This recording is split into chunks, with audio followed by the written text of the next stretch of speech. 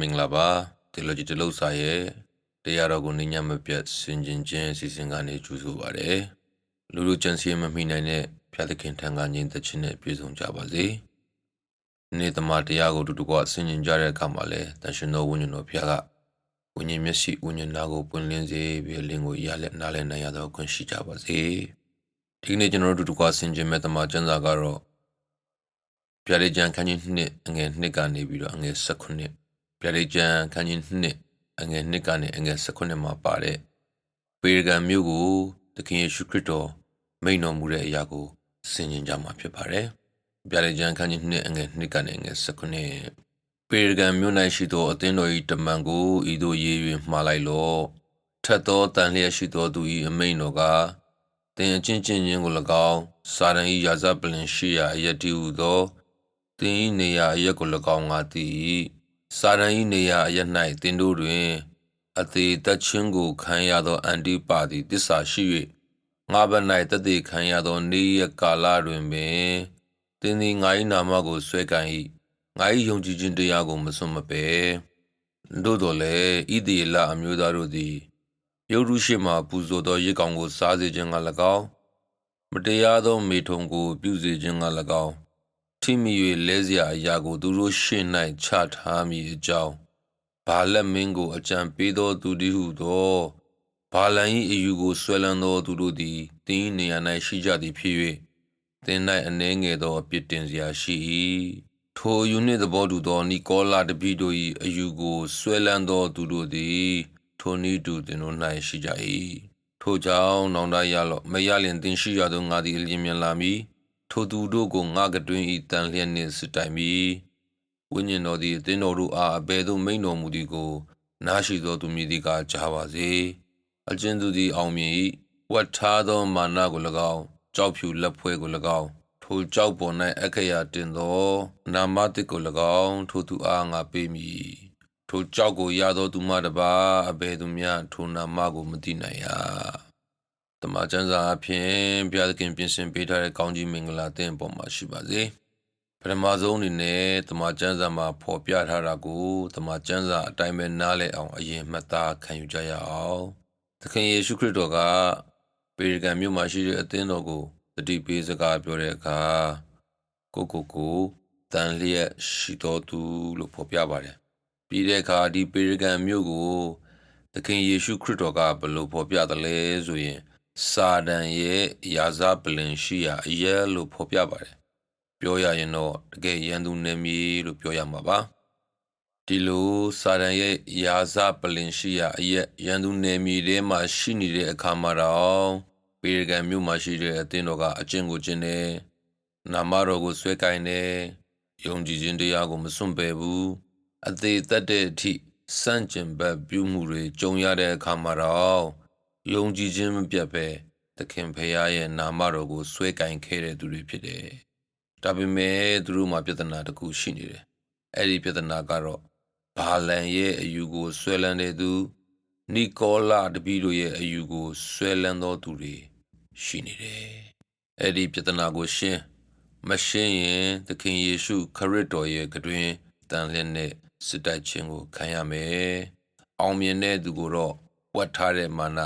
ကြောက်ဖြူလက်ဖွဲ့ဆုလက်အဖြစ်ပေးမှာဖြစ်တယ်။ဒါကတော့ကျမ်းစာမှာဖော်ပြထားတဲ့အတိုင်းပဲဖြစ်ပါတယ်။ပေရဂန်မြို့စာတန်ရဲ့ရာဇပလင်ရှိရာမြို့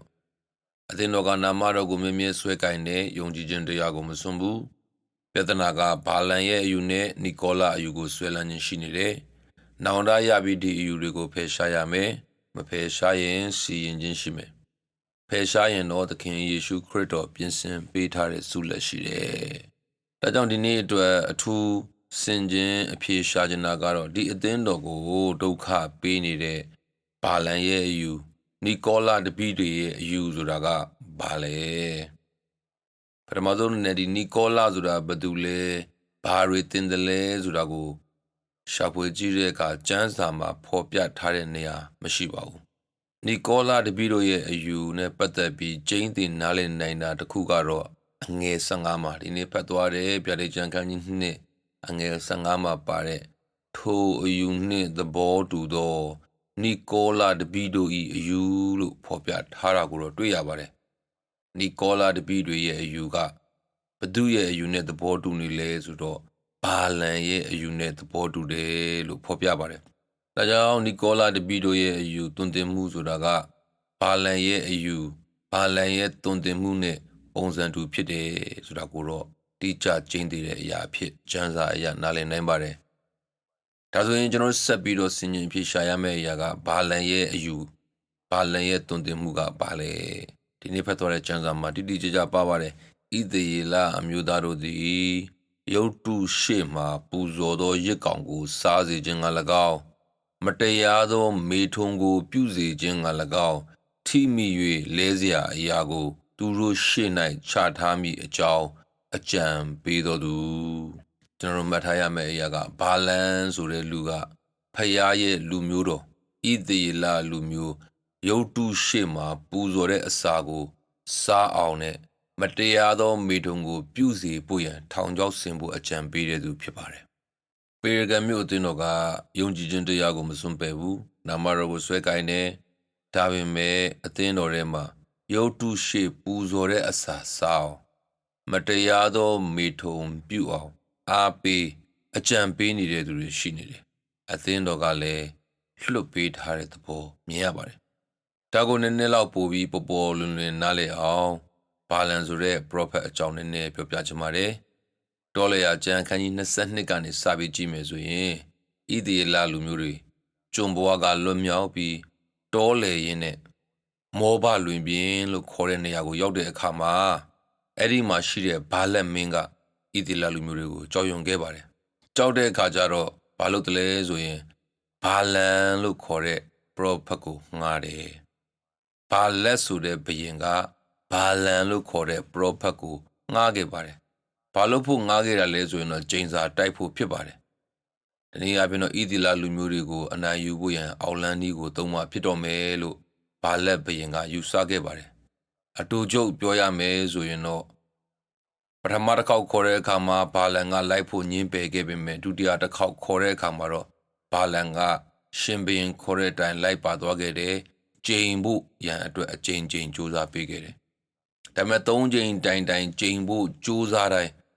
ဘာလန်ရဲ့ပါဇက်ကနေကောင်းကြီးမင်္ဂလာပဲထွက်ခဲ့တယ်။ဘာနဲ့တူတယ်လဲဆိုတော့ဖယားရဲ့လူတွေကိုလှုပ်ကြံဖို့စနိုက်ပါသမားငှားပြီးပစ်ခိုင်းပါတယ်ဆိုမှပြစ်လိုက်တိုင်းကြီးစံမထွက်ပဲပန်းတွေပဲကျဲသလိုဖြစ်တာနဲ့တူပါတယ်။ကျိန်စာတိုက်ဖို့စူးစမ်းတိုင်းကောင်းကြီးမင်္ဂလာပဲထွက်ခဲ့ပါတယ်။ဒီနေရာမှာအသေးချာမှတ်သားဆွဲလန်းရမှာကတော့ဖယားသခင်ကောင်းကြီးပေးထားတဲ့သူကိုဘယ်သူမှကျိန်ဆဲလို့မရဘူး။ကျိန်စာတိုက်လို့မရဘူး။ဖယားကောင်းကြီးပေးထားတဲ့သူကိုဘလောက်ကျိန်ဆဲဖယားသားသမီးတွေအတွက်ကောင်းကြီးမင်္ဂလာပဲဖြစ်စေဖို့ဖယားသခင်ပြင်ဆင်ထားပါတယ်။ကျမ်းစာမှာကဒီလိုတိတိကျကျပြောပါတယ်။သင်ဖယားသခင်ထာဝရဖယားသည်ဘာလန်စကားကိုနားမထောင်သင်ကိုချစ်သောကြောင့်ကျိန်ဆဲခြင်းကိုသင်၌ကောင်းကြီးမင်္ဂလာဖြစ်စေတော်မူ၏တရားဟောရာကျမ်းခန်းကြီး23ငယ်9ဖြစ်ပါတယ်သင်ကိုချစ်သောကြောင့်ကျိန်ဆဲခြင်းကိုသင်၌ကောင်းကြီးမင်္ဂလာဖြစ်စေတော်မူ၏ကျိန်ဆဲခြင်းကိုသင်၌ကောင်းကြီးမင်္ဂလာဖြစ်စေတဲ့ဘုရားသခင်ရှိပါတယ်ဘာလန်ရဲ့ဇလံကိုပြန်ပြီးဆက်ရရင်ဘာလန်က3ချိန်ကြိုးစားပါတယ်ဣသီလလူမျိုးကိုကျိန်စာတိုက်ဖို့ရန်3ချိန်လုံးကောင်းကြီးမင်္ဂလာစကားပဲထွက်လာခဲ့ပါတယ်အဲ့ဒီခါမှာသူ့ကိုငှားရမ်းထားတဲ့အခကျင်းငွေပေးပြီးခေါ်ထားတဲ့ကြေးစားခေါ်ထားတဲ့ဘာလက်ဘရင်စိတ်ပြတ်ခဲ့ပါတယ်ဒီချိန်မှာဘာလန်ကလည်းပတ်စံတွေအများကြီးယူထားပြီးမှကျိန်ဆဲလို့မရတဲ့အခါအာနာခဲ့တာလည်းဖြစ်နိုင်တယ်သူအနေနဲ့ဒီအတွက်ကြောင့်သူကဘာလက်ဘရင်ကိုအကြံတော့ပေးခဲ့ပါတယ်ဒါကြောင့်တောလက်ရာကျမ်းခန်းကြီး25မှာကြည့်မယ်ဆိုရင်ဘာလန်ပြန်သွားတဲ့အခါမှာဣသီလအမျိုးသားတွေကမောဘမိန်းမတွေနဲ့မတရားသောမိထွန်းကိုပြုတယ်။အဲ့ဒီမိန်းမတွေရဲ့ဖျားရှိမှာရစ်သားကိုစားပြီးဥချကြတယ်လို့တွေ့ရပါတယ်။ဘာကိုနားလေရလဲဆိုရင်ကျိန်ဆဲလို့မရဘူးထိတ်တိုက်အကြမ်းဖက်လို့လည်းမရဘူးဆိုရင်သူတို့အကြိုက်တွေနဲ့ညင်ညင်သာသာအပေါင်းအသင်းလုပ်ပြီးဖြက်စီးဆိုတဲ့အကြံဉာဏ်မျိုးဖြစ်ပါတယ်။ဣသီလလူမျိုးကိုကျိန်ဆဲလို့မရတဲ့အခါမှာဣသီလလူမျိုးတွေကြိုက်တဲ့အရာလေးကိုပေးပြီးညင်ညင်သာသာအပေါင်းအသင်းလုပ်ပြီးဖျက်ဆီးဖို့အကြံဉာဏ်ဖြစ်ပါတယ် ရန်သူလိုထိတ်တိုက်မတွေ့ရတဲ့အခါမှာအပေါင်းအသင်းရောင်ဆောင်ပြီးဖျက်ဆီးဖို့ဖြစ်ပါတယ်။ကျိန်စဲလို့မရတဲ့သူတွေထိတ်တိုက်ရင်ဆိုင်ဖို့မလွယ်တဲ့သူတွေကိုဖျက်ဆီးဖို့ကတော့ချောမော့ပေါင်းတင်ပြီးဖျက်ဆီးတာပဲဖြစ်ပါတယ်။အသင်းတော်အတွက်အန်ဒီရကအဒီအရာဖြစ်ပါတယ်။အသင်းတော်ကိုတိုက်ရိုက်နှိပ်စက်ရန်ရှာတာလည်းရှိတယ်။နောက်တစ်မျိုးကတော့အာနာလာလောက်အောင်ကောင်းတဲ့သူတွေမြောက်ပင့်ချောမော့တက်တဲ့သူတွေကကျွန်တော်တို့ကိုလမ်းလွဲအောင်လုပ်တတ်ပါတယ်။ဘလို့မှချိန်စဲလို့မရနိုင်တဲ့ဤတီလာလူမျိုးတွေလည်းမောဘအမျိုးသမီးချောချောလေးတွေလာပြီးတခါတော့ငါတို့ဖះကြီးလိုက်ခဲ့ပါကွာ။ဘာဖြစ်လဲဖះသခင်ငါချစ်ချင်းမြတ်တာပဲတခါတော့ဥချလိုက်ပါလားဖះသခင်ခွင့်လွတ်မှာပါလို့တွေးဆောင်တဲ့အခါပါသွားခဲ့ပါတယ်။အဲ့ဒီအပြစ်ကြောင့်လည်းဤတီလာလူမျိုး2400တေဆုံးခဲ့ရတယ်လို့ကျမ်းစာကမှတ်တမ်းတင်ပါတယ်။ဖះသခင်ကဒီကိစ္စကိုတည်တည်လေးသဘောမထားပါဘူး။ဒါကြောင့်ဘာလန်သွန်သင်တဲ့အယူကတော့ဘာလဲဆိုရင်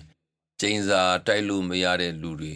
ကိုအမင်္ဂလာဖြစ်အောင်တွေးဆောင်ခိုင်းတာဖြစ်ပါတယ်။ဘာနီလန်နဲ့လေဆိုရင်တော့ပန်ခင်လန်လို့ပြောရမှာပါ။ခရစ်တော်ကိုယုံကြည်ရင်တတ်မယ်လို့ပြောရင်လေယုံကြည်ခြင်းမစွန့်တဲ့သူတွေကိုမင်းတို့ကကျိန်စာတိုက်လို့မရတဲ့သူတွေဖျားသခင်ရဲ့အကာအကွယ်ရှိတဲ့သူတွေ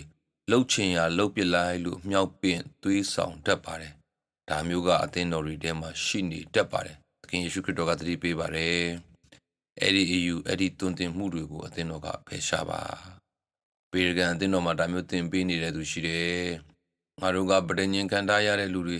ဘယ်သူမှဆွဲချလို့မရဘူး။ကြိုက်တာလို့ပြဿနာမရှိဘူးလို့သင်နေတဲ့သူတွေရှိတယ်။အဲ့ဒီတွင်တင်မှုကိုမောင်းထုတ်ဖို့သတိပေးနေတာဖြစ်ပါတယ်။ဖျားသခင်နဲ့မိသားရဖွဲ့ခြင်းကိုပျက်စီးစေမယ်ဆိုရင်စူကင်လန်းနဲ့ပဲ66ပန်းကင်လန်းနဲ့ပဲ66ပါမသွားဖို့ပေရဂန်မြို့အသင်းတော်ကိုသတိပေးနေသလိုကျွန်တော်တို့ကိုလည်းသတိပေးနေပါတယ်ပန်းကင်လန်းကလည်းအန်ဒီရှိတတ်ပါတယ်